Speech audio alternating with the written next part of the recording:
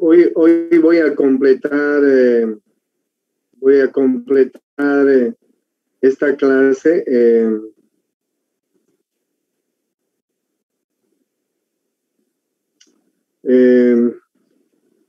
haciéndoles algunas complementaciones. Bueno, entonces ya saben ustedes cómo está conformada la vía urinaria, ¿no? La vía renal. Ustedes saben que esta vía es muy importante porque además es una vía excretor, ¿ya? Entonces, bien, el sistema renal, como ustedes están viendo, está formado por el riñón. La unidad funcional del riñón es el nefrón, o la nefrona si quieren, que vamos a hablar ahora un poco más de ellos. Y por las vías urinarias.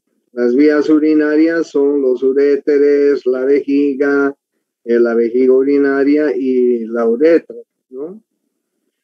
Pero fundamentalmente el riñón es una parte muy importante, ¿no? Y sobre todo la unidad funcional, anatómica y funcional del riñón es el nefrón. Entonces el nefrón se convierte en una parte muy importante desde el punto de vista fisiológico, ¿ya? Bien, más o menos la situación de estos órganos es esta, como ustedes están viendo en la figura, ¿no? Miren el riñón, los riñones están en la región lumbar, son retroperitoneales,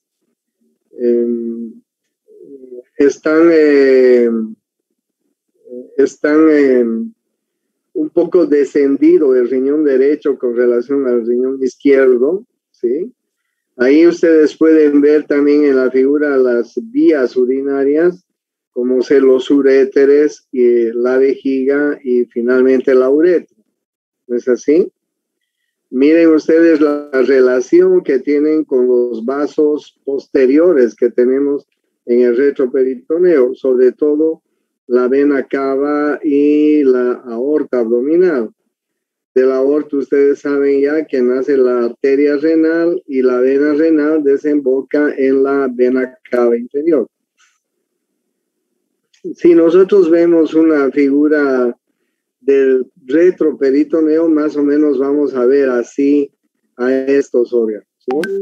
Y entonces más o menos son 12 por 6 por 3. Aquí en la figura hay 16, un riñón muy grande.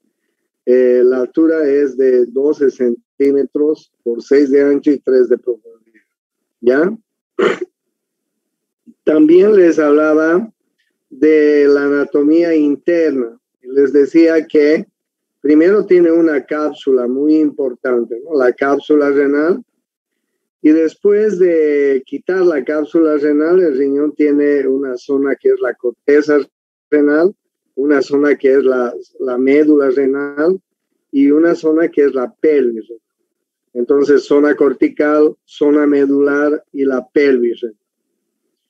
Si comenzamos a hablar y la pelvis renal se continúa con el uréter, como ustedes ven. Si comenzamos hablando de la pelvis renal, nosotros podemos apreciar los cálices mayores. Aquí vemos un cáliz mayor, aquí vemos un cáliz mayor, aquí vemos un cáliz mayor. Aproximadamente son 4 cálices mayores que hay en cada riñón.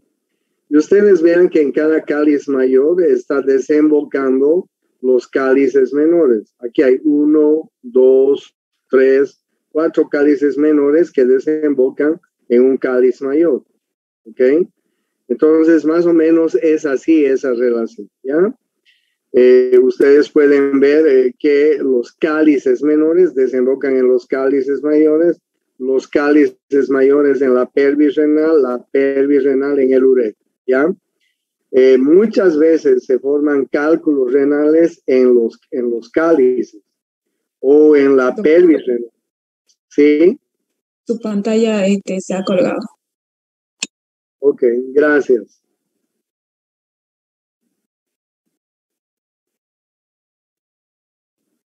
Gracias, muy bien, ese es un buen dato. Ahora sí, ahora lo ven. Sí, doctor. Ya. Me van a avisar, por favor, si se cuelga, no me doy cuenta. Bueno, yo les decía entonces, les hablaba de la zona cortical, la zona medular y además la pelvis renal. Les decía que en la pelvis renal por abajo se continúa con el uréter y por arriba están desembocando en la pelvis renal los cálices mayores, en los cálices mayores los cálices menores. Bueno, les decía, les hablaba también de los cálculos renales. Muchas veces en muchos pacientes ya se van formando cálculos renales en los cálices menores, en los cálices mayores, en la pelvis renal, etcétera, ¿no?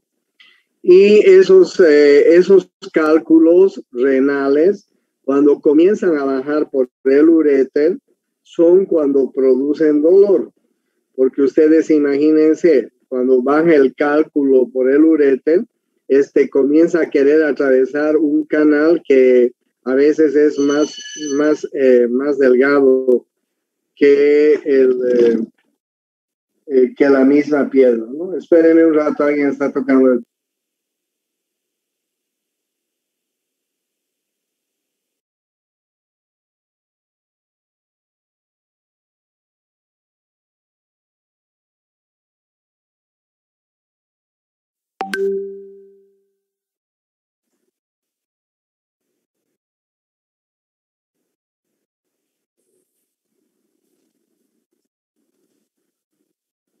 Bueno, entonces, después de los cálices menores, tenemos las pirámides renales. Y les decía que las pirámides renales tienen la forma de una pirámide, ¿no es cierto? De una pirámide invertida, por cierto, invertida. Y también les decía que existen aproximadamente 500 túbulos colectores que se localizan en las pirámides renales. Se llaman también pirámides de Malpighi, ¿ok? Pirámides renales o pirámides de Malpighi. Entonces yo les he dicho que los túbulos colectores en cada pirámide se van a localizar y en cada pirámide hay 500 túbulos. Imagínense cuántos túbulos colectores tenemos en las pirámides. Y por otro lado, ustedes pueden ver un espacio que hay entre pirámide y pirámide, que se llama las columnas renales. Les decía en la anterior clase que en las columnas renales se van a localizar los vasos renales, ¿no es cierto? Y finalmente, esta es la zona medular. Y finalmente, tenemos en la parte más externa la zona cortical o corteza del riñón. ¿Ya? Entonces, de esta manera están constituidos los riñones. También les he dicho que los riñones tienen una cara anterior, una cara posterior, un borde lateral, un borde medial, un polo posterior, o digo superior, y un polo inferior. Ustedes ya saben que en el polo superior se encuentra la glándula suprarrenal. Ustedes ya saben que por la pelvis renal van a entrar la arteria renal, va a salir la vena renal, va a salir la pelvis y el uréter, en fin, como ustedes están viendo en la figura. ¿No es así? Si nosotros vemos en esta figura, podemos ver el orden incluso de cómo están entrando los diferentes elementos anatómicos. No se ha colgado, ¿no? Siguen bien. Bueno, también les he hablado de la disposición de los vasos renales. Miren, esta es la arteria renal. Miren ustedes cómo las arterias se van a ir dividiendo. Primero en arterias segmentarias, después se van a ir dividiendo en arterias interlobulares, después se van a ir dividiendo en arterias arqueadas, después se van a ir dividiendo en arterias radiadas, en fin. O sea, la arteria renal tiene una división muy importante dentro del riñón, ¿ya? Entonces, miren la disposición, ¿no? Arterias segmentarias. Ahí ustedes pueden ver varias arterias segmentarias, una superior, una anterosuperior, una anteroinferior, una segmentaria inferior. En fin, hay varias arterias que se dividen, ¿no? Luego, después de las arterias segmentarias, vienen las arterias lobulares o interlobulares, si quieren ustedes. Después vienen las arterias arqueadas, después vienen las arterias radiadas. Es en ese orden que más o menos está la disposición de las arterias. Pero ahí no termina todo, porque si ustedes ven, luego al final las arterias van a terminar en una arteria aferente, en un glomérulo, en una arteriola aferente, en un glomérulo, en una arteriola eferente. Y miren cómo estas arteriolas y capilares hacen el shunt arteriovenoso a nivel renal, ¿no? Unas están llevando la sangre arterial hacia las células y otras están transportando la sangre venosa desde las células, desde el riñón, ¿ya? Entonces, miren ustedes las últimas disposiciones de la arteria. Terminan en una arteriola aferente, un glomérulo, una arteriola eferente, y después hacen el shunt arteriovenoso, ¿no? Es decir, los capilares arteriales terminan dejando el oxígeno y luego comienzan a captar el dióxido de carbono de las células renales, del tejido renal. Entonces se produce un shunt arteriovenoso como ustedes están viendo, ¿ya? Bien, entonces, si se congela, me dice. Entonces, yo les decía que ahí está la arteriola aferente, y ahí está el glomérulo, y ahí está la arteriola eferente. Y este glomérulo está en contacto con una cápsula, que se llama la cápsula de Bowman. Esta cápsula de Bowman tiene podocitos, es decir, es como una coladera. Imagínense ustedes que tienen la coladera en la cocina para colar los restos alimenticios. Cuando lavamos los platos, por decirle algo, entonces es una coladera, es un filtro que va a filtrar la sangre y va a dejar pasar casi todos los elementos de la sangre, excepto las proteínas. Solamente las proteínas no atraviesan por estos podocitos, ya por este filtro. Pero después va a filtrar sangre, va a filtrar agua, va a filtrar electrolitos, va a filtrar algunas toxinas que van a eliminarse en la orina, ¿ok?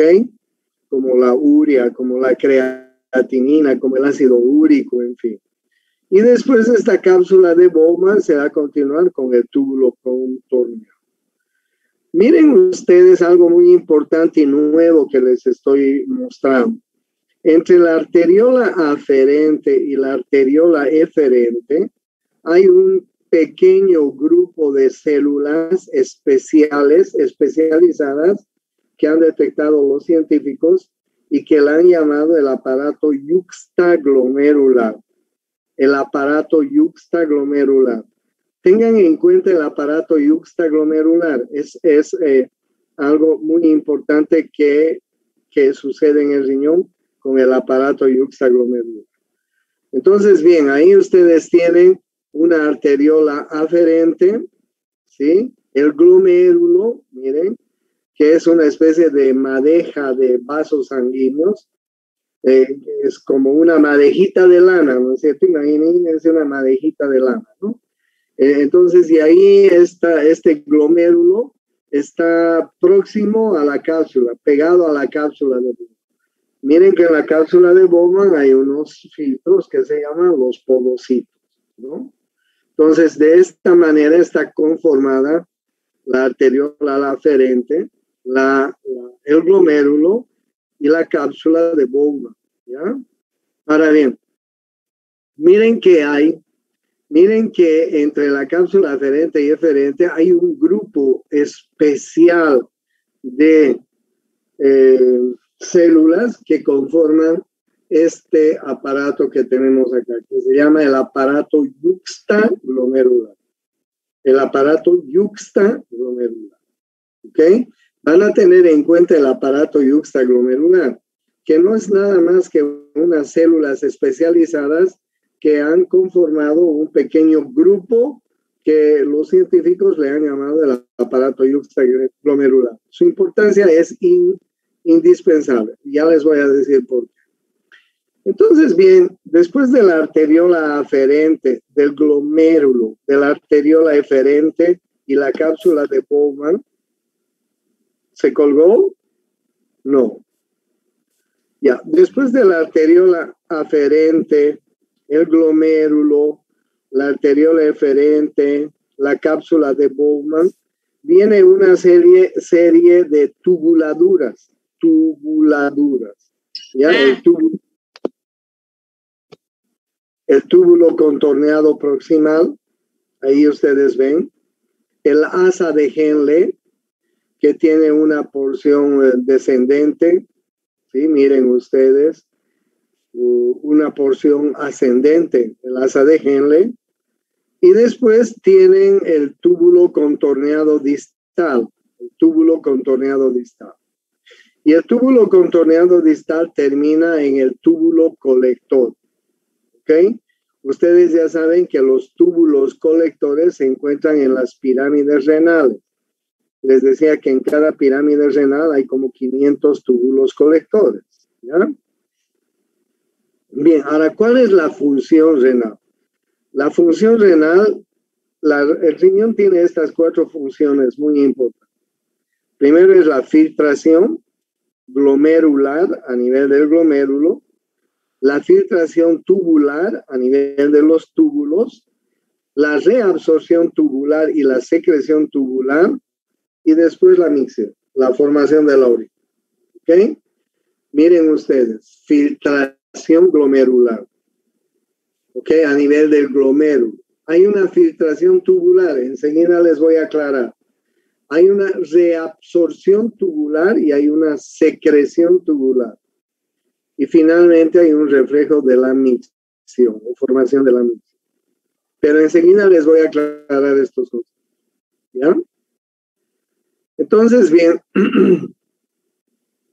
en la corteza, miren, en la parte externa del riñón, tenemos abundantes capilares y un gran filtrado del plasma sanguíneo. ¿Ok? Yo les he dicho que aproximadamente 70 litros de sangre se filtran en los nefrones. Entonces hay un filtrado de plasma importantísimo, ¿ya? Pero también les he dicho que lo único que no se filtran son las proteínas. ¿Qué proteínas tenemos en la sangre? ¿Quién me puede decir qué proteínas tenemos en la sangre importantes? ¿Albúmina? La albúmina, por ejemplo, es la proteína más importante. También tenemos las globulinas, que son otras proteínas. Y además tenemos otras proteínas más que van a constituir parte de estas proteínas, pero que no son filtradas, que no atraviesan en condiciones normales. Entonces, bien, ahí ustedes pueden ver la constitución de una nefrona. La nefrona es la unidad anatómica y funcional del riñón. Y una nefrona, ustedes ya saben, está constituida por la arteriola aferente, el glomérulo, la arteriola eferente, la cápsula de Bowman, el túbulo contorneado proximal, el asa de Henle, el túbulo contorneado distal y el túbulo colector. Ahí tienen la nefrona, que es la unidad anatómica y funcional del riñón. Yo les decía que hay 1 millón de nefronas en cada uno de los riñones. La nefrona, ¿ya? La nefrona. Entonces, bien, Miren, en la nefrona vamos a encontrar toda esta serie de elementos que ustedes están viendo acá. Como les estoy mostrando, miren, a medida que estoy mostrando, a medida que estoy mostrando, les voy a mostrar, ¿no? Primero está el corpúsculo renal. Una partecita de la nefrona se llama corpúsculo renal. El corpúsculo renal está formado por el glomérulo y la cápsula de Bowman, ¿ya? Luego tenemos los túbulos, que ya saben ustedes, hay un túbulo contorneado proximal, una asa de Henle con su porción descendente, su asa y su porción ascendente, y luego tenemos un túbulo contorneado distal. Finalmente, el túbulo colector. Así es como está conformada la nefrona, ¿ya? Ustedes ven que la nefrona es una parte que está rodeado de numerosos vasos sanguíneos. Miren cómo, en primer lugar, podemos apreciar la arteriola aferente y la eferente, el glomérulo, la cápsula de Bowman. Miren los túbulos contorneados proximal, el asa de Henle y los túbulos contorneados distal y el túbulo colector. Prácticamente están rodeados de vasos sanguíneos. O sea, los vasos sanguíneos tienen una función muy importante a nivel de esta nefrona, de estos túbulos que ustedes están viendo, ¿ya? Entonces, vean ustedes todos los capilares peritubulares, ¿ya? Entonces, bien, en la nefrona les decía que existe el aparato yuxtaglomerular, ¿no es cierto? Entre la arteriola aferente y la arteriola eferente está el aparato yuxtaglomerular, que es un conjunto de células especializadísimas que tienen incidencia en el complejo renina, angiotensina, aldosterona, el aparato yuxtaglomerular, ¿ya? Ahora bien, en esta serie de figuras les voy a mostrar cuáles son los mecanismos básicos del riñón. Ustedes vean, este es algo que han definido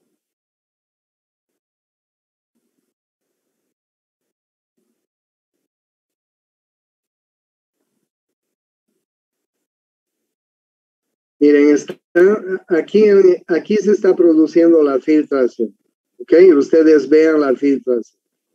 Aquí está la arteriola aferente, aquí está el glomérulo, aquí está la arteriola eferente, aquí está la cápsula de Bowman, aquí está el túbulo contorneado proximal, el asa de Henle, el túbulo contorneado distal, el túbulo colector. Entonces, la primera función que tiene el riñón es filtrar, es decir, la salida de líquido de los capilares glomerulares al tubo, ¿no es cierto? Filtran a través de la cápsula de Bowman, el glomérulo. Algunas veces ustedes van a escuchar glomerulonefritis. Este paciente tiene una glomerulonefritis, ¿sí? Se ha lesionado la cápsula de Bowman. La cápsula de Bowman está secretando elementos que no deberían normalmente secretar, ¿ya? Entonces, la primera función del riñón es la filtración. La segunda función del riñón es la reabsorción. Miren ustedes cómo a partir de los túbulos, del túbulo contorneado proximal fundamentalmente, hay un transporte de sustancias desde el interior del túbulo hacia la sangre, como ustedes pueden ver en esta figura, ¿ya? O sea, muchas de las sustancias que se están filtrando están reabsorbiéndose nuevamente hacia la sangre, ¿ok? Esa es la segunda función del riñón, para que ustedes me entiendan. La tercera función del riñón es la secreción. Miren que se produce más o menos a nivel de los túbulos contorneados distales. es el transporte de sustancias desde la sangre hasta el interior del tubo. Aquí es donde se secreta, se transporta, por ejemplo, la urea, la creatinina, el ácido úrico, en fin, que son sustancias tóxicas en la sangre y que deben ser eliminadas a través de la orina. ¿Ya? Esa es la tercera función.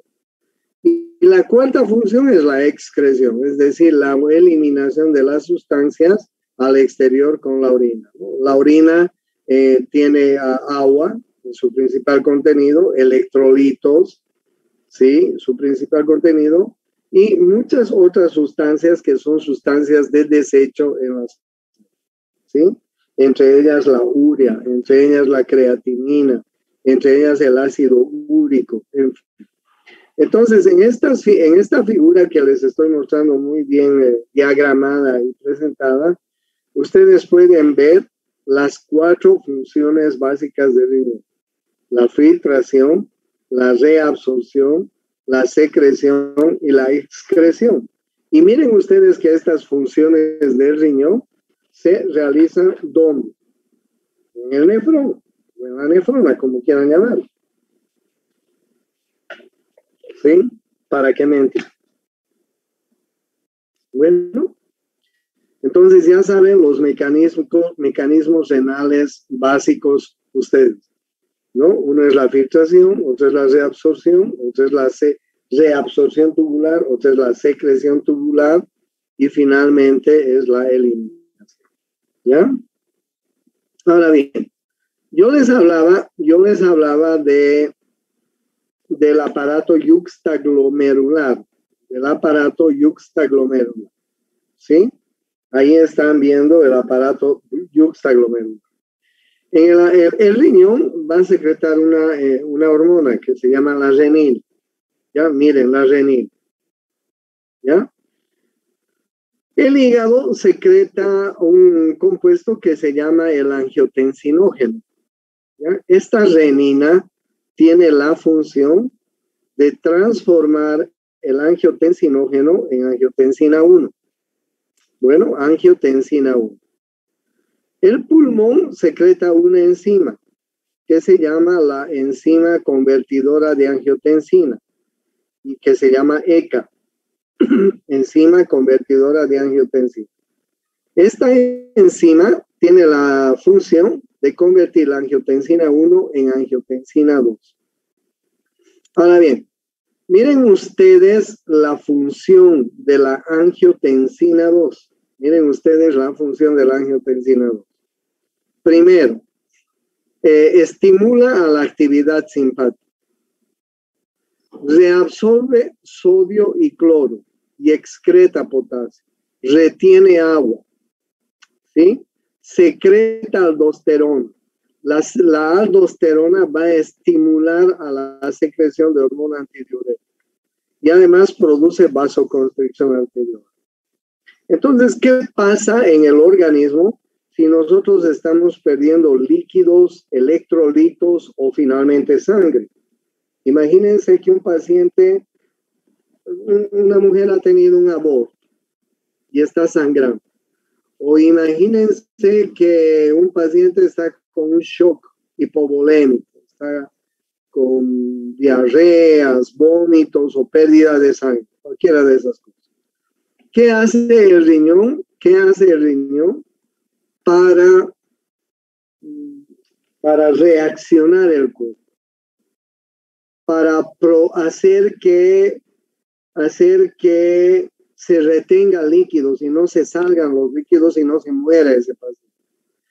El riñón va a recurrir a su sistema de renina, angiotensina, aldosterona. ¿Y en qué consiste el sistema de la renina, angiotensina, aldosterona? La renina, les decía, es una hormona secretada por el riñón en el aparato yuxtaglomerular. La renina tiene la función de transformar el angiotensinógeno, una sustancia que fabrica el hígado, en angiotensina 1.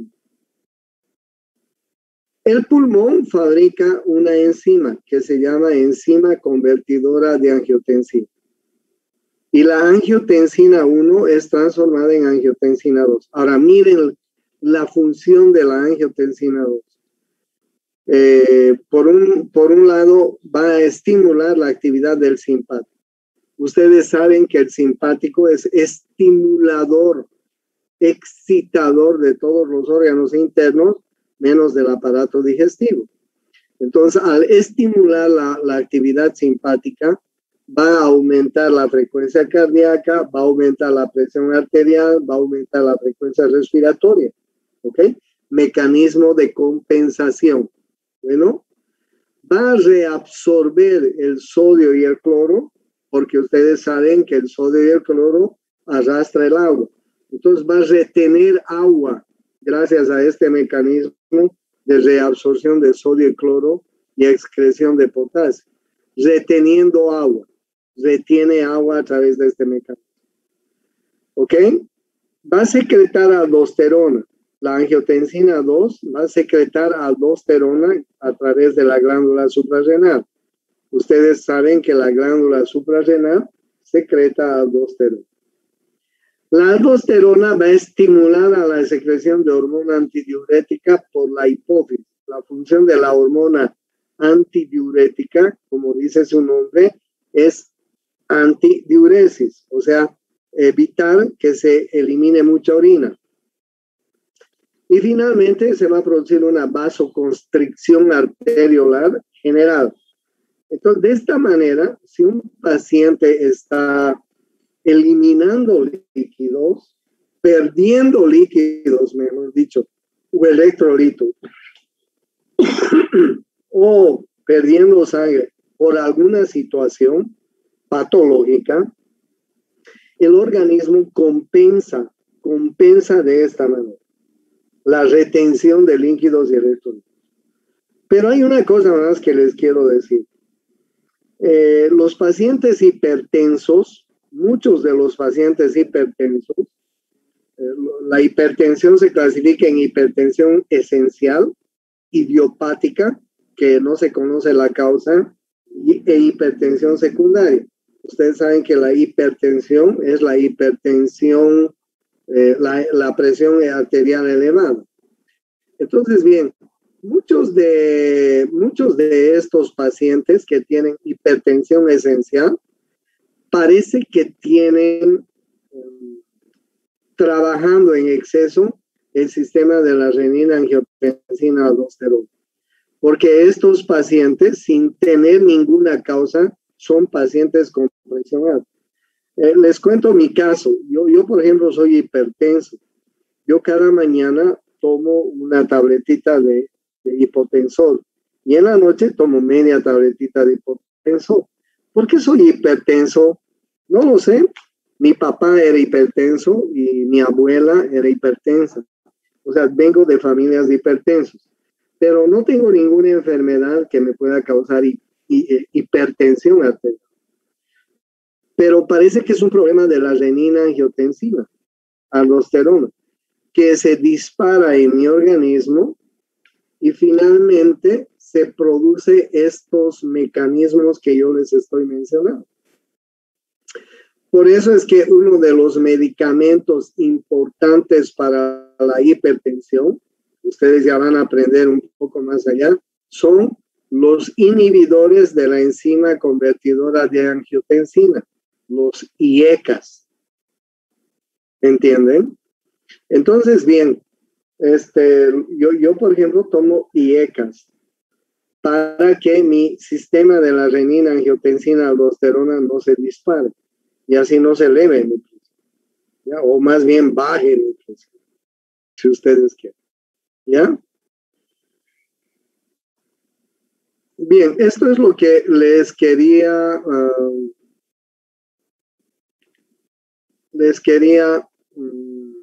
hablar de los riñones. Ahora bien, los uréteres. Miren ustedes los uréteres. Voy a cambiar de figura, por favor. Voy a cambiar de figura. Esperen un momento.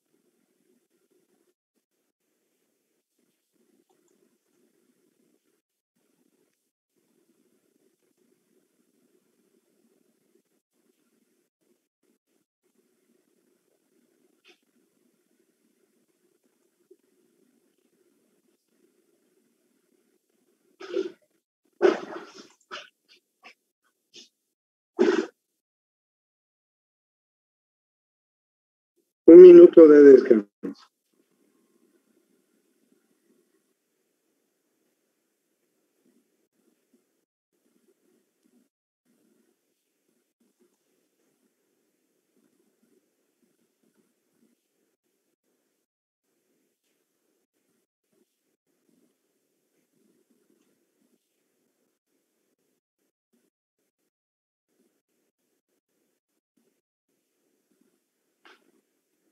Ahora sí.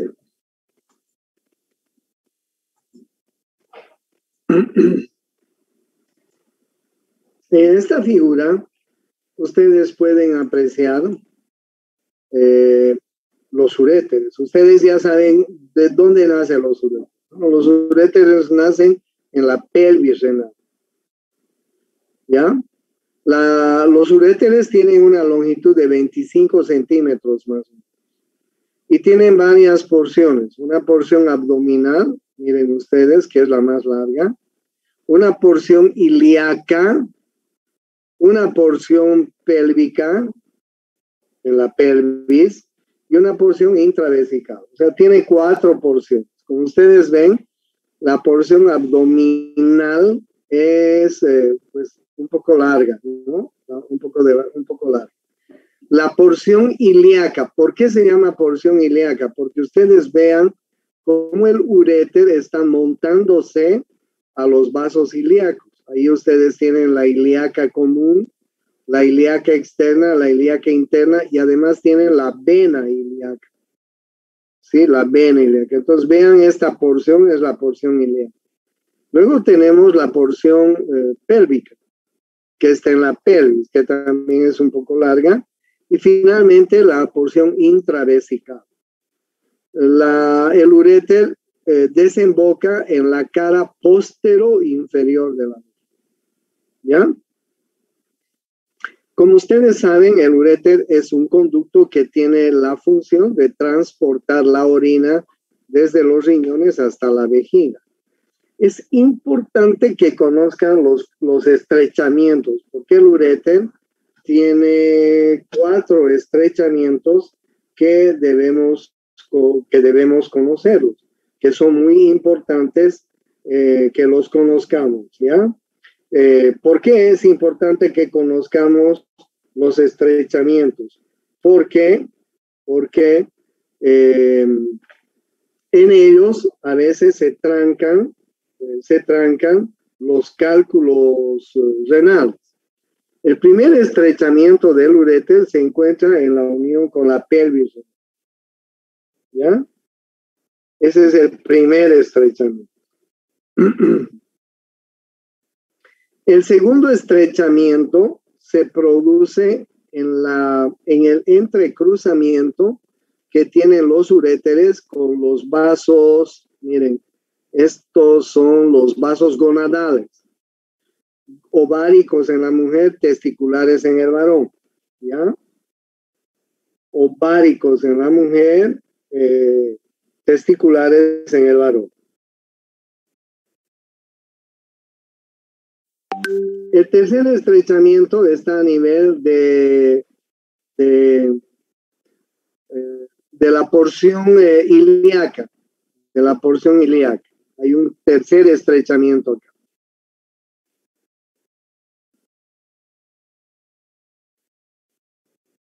Y el cuarto estrechamiento está en su desembocadura en la vejiga.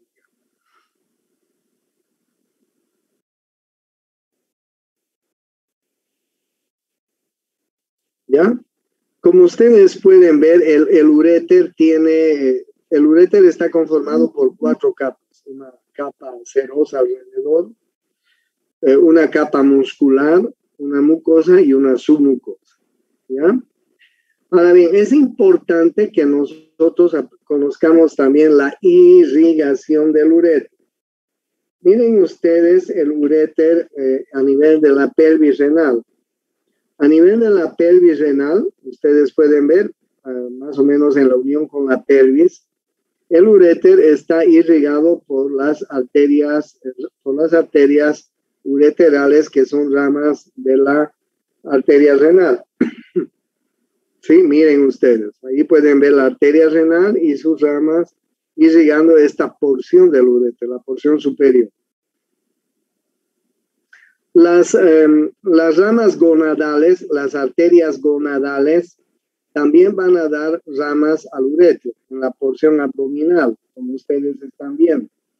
Las arterias gonadales, ustedes están viendo muy claramente en la figura. Están irrigando a esta porción abdominal. ¿Ya?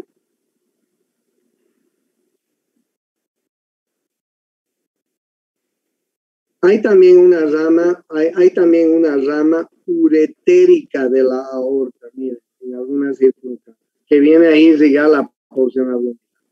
Y también hay las arterias gonadales están dando ramas. En la región ilíaca, las arterias ilíacas van a dar ramas a esta porción. ¿Sí? A esta porción. Y un poco más abajo, en la región pélvica, las arterias ilíacas internas van a venir a irrigar el uréter. ¿Ok? O sea, es importante que ustedes conozcan. Alguna vez hemos preguntado en los exámenes la irrigación del uréter, ¿ya? Y como el uréter tiene 4 porciones, pues sus 4 porciones están irrigadas por diferentes arterias. Ya saben, la porción de la pelvis renal, uréter y la pelvis, está irrigada por ramas de la arteria renal. La porción abdominal está irrigada por ramas de las arterias gonadales y hay una rama también ureteral que nace directamente de la aorta en ciertas circunstancias. La porción ilíaca está irrigada por ramas de la arteria ilíaca, como ustedes están viendo en la figura. Y la porción pélvica está irrigada por ramas de la ilíaca interna. Miren la ilíaca interna. La ilíaca interna es una gran arteria que vamos a tener que estudiar muy aparte, ¿no? Esos son los uréteres. ¿Ya? Doctor, la última parte, disculpe que la arteria ilíaca interna está irrigando la porción pélvica. Pélvica. Sí, la porción pélvica. Ya, ok, gracias. ¿Ya? La arteria ilíaca interna, como ustedes están viendo en esta figura, muy bien, es una arteria súper importante, porque la arteria ilíaca interna va a irrigar todos los órganos que tenemos en la pelvis. Y ustedes saben que en la pelvis, ustedes ven en la mujer, por ejemplo, tenemos el recto, tenemos el útero, la vagina, tenemos la vejiga. Entonces, la ilíaca interna, a través de sus ramas, van a venir a irrigar estos órganos que tenemos en la parte de la pelvis. El recto, ahí ustedes pueden ver. El útero, ahí ustedes pueden ver. La vejiga, ustedes pueden ver. Entonces, la arteria ilíaca interna es una arteria súper importante en la pelvis, que la vamos a ver en un capítulo aparte. ¿Ya? Bien, vean ustedes los vasos linfáticos que hay a nivel renal, ¿no? Uy, miren ustedes la cantidad de vasos linfáticos que hay a nivel renal, que prácticamente están siguiendo una cadena de la aorta abdominal y de la vena yugular. O sea, imagina, y yo les decía, los vasos linfáticos, no me canso de decir, los vasos linfáticos tienen 3 funciones. Primero, transportan transportan linfa, no plasma, linfa, que es un filtrado del plasma. Los vasos linfáticos transportan linfa, que es un filtrado del plasma que contiene moléculas grandes, gordas, que no entran en el plasma sanguíneo. Entonces, el organismo ha creado los vasos linfáticos para transportar linfa, un filtrado del plasma que contiene moléculas muy pesadas, ¿ya? Primera función. La segunda función de los vasos linfáticos es que de trecho en trecho están conformados por los ganglios linfáticos. Y los ganglios linfáticos tienen la función de madurar formas jóvenes de glóbulos blancos. ¿Ok? Eso es muy importante cuando hay infecciones próximas. Y ustedes van a ir viendo que el riñón es un órgano que está muy expenso a infecciones. Infecciones urinarias altas como las glomerulonefritis, como las pielonefritis, como las insuficiencias renales, etcétera, todos son muy comunes en las vidas de las personas. Por eso es que hay una gran irrigación linfática a nivel renal, ¿sí? Ahí ustedes pueden ver cuántos ganglios linfáticos tenemos a ese nivel. Y la tercera función de estos vasos linfáticos, ganglios linfáticos, que es la más desgraciada, son los que van a transportar las células cancerosas. Es decir, las metástasis cancerosas se transportan a través del sistema linfático. Entonces, vean ustedes que el riñón y las vías urinarias tienen un drenaje linfático con ganglios linfáticos muy rico, muy rico. Miren ustedes la cantidad de vasos linfáticos, de ganglios linfáticos que vamos a encontrar alrededor del riñón, renales inclusive, ¿no? Renales, alrededor del riñón, en la pelvis renal, etc. ¿Ya? Ahora bien, los nervios que inervan el riñón, los uréteres y la vejiga, son nervios que van a controlar el sistema simpático y el sistema parasimpático. Ustedes pueden ver el sistema simpático. Esta es la cadena del simpático derecho. Esta es la cadena del simpático izquierdo. ¿Ok? Esas son las cadenas. ¿Ya? Ahora bien, estos simpáticos van a dar inervación simpática. ¿No es cierto? Bien. Pero ¿cuáles son los nervios que transportan el sistema parasimpático? Son los nervios esplácnico mayor y esplácnico menor. Los vagos ya no llegan acá. Los nervios esplácnicos menor y esplácnicos menores, mayores y menores, son los que van a transportar el sistema parasimpático. De tal manera que el riñón y las vías urinarias tienen inervación simpática, inervación parasimpática, como todos los otros. La excepción es que el parasimpático a este nivel ya no está transportado por el vago, sino por los esplácnicos, por los nervios esplácnicos mayores y menores, como ustedes ven. Entonces ahí ustedes ven una maraña de nervios simpáticos y parasimpáticos que van a ser los que van a inervar esta parte del riñón y de las vías urinarias. ¿Ya? Ahí me voy a quedar. En la próxima clase voy a continuar con vejiga y uretra. ¿Ya? ¿Tienen alguna pregunta hasta acá? Miren, ahí están viendo ustedes, este es el sistema simpático, esta es la cadena del simpático en el lado derecho, ¿no es cierto? Bien, entonces ahí tienen del simpático salen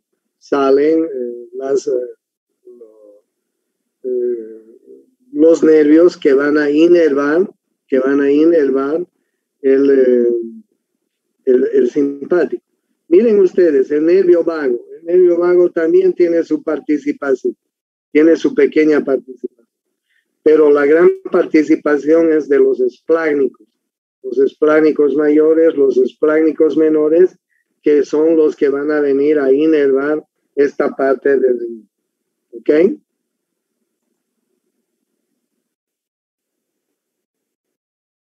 Bien, nos quedamos acá. La próxima clase vamos a ver. Tengo una pregunta. ¿Será que me puede corregir si está bien el orden del drenaje que hice en la apunte del riñón? Comienza con las nefronas, luego los conductos papilares, después los cálices menores, después los cálices mayores, la pelvis renal, uréter y vejiga. ¿Está correcto? Repetime, por favor, de nuevo, repetime. Sí, está correcto el drenaje del riñón, del aparato, que comienza con la nefrona, después los conductos capilares, las cálices menores, cálices mayores, pelvis renal, uréter y vejiga. Ya, está bien. Sí, está bien. Está bien. Está bien. ¿Alguna otra pregunta? Ya, ok. Nos vemos entonces viernes, ya, mañana. Ah, no, mañana es feriado. Pues, mañana hay que beber. Nos vemos la próxima semana. La próxima semana. Hasta luego. Hasta luego, doctor. Buen fin de Se semana. cuida. Chao, entonces, Cuida.